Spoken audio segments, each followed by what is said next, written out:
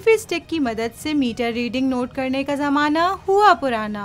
रावलपिंडी में नई टेक्नोलॉजी मुतारिफ, न मीटर रीडिंग की झंझट, न ही बिल अदायगी के लिए लाइनों में लगने की परेशानी। रावलपिंडी में नए 4G मीटर नस्ब कर दिए गए। ये मीटर्स AMI मीटर्स हैं, जिसका मतलब ऑटोमेटिक मीटर रीडिंग है। इन मीटर्स को अभी ट्रायल बेसिस पर नस्ब किया जा रहा है। कुछ अरसे में इसमें सिम भी डाली जा सकेगी। ये गैस मीटर मोबाइल सिम की तर्ज पर काम करेंगे। आपका जितना इस्तेमाल है उस हिसाब से पैसे डलवाएं और गैस इस्तेमाल करें। मीटर रीडिंग भी खुदकार तरीके से मीटर में नोट हो जाएगी। मीटर पर एक स्क्रॉलर भी नस्ब है, जिसके जरिए मौजूदा और उसके साथ साथ गुज़िश्ता मीटर रीडिंग्स भी देखी जा सकती हैं। सार्फिन का ख्याल है कि ये एक महफूज तरीका है। इससे गलत रीडिंग और करप्शन के चांसेस खत्म हो जाएंगे और सार्फिन खुद ही अपने इस्तेमाल और गैस के ज़िया से बचेंगे।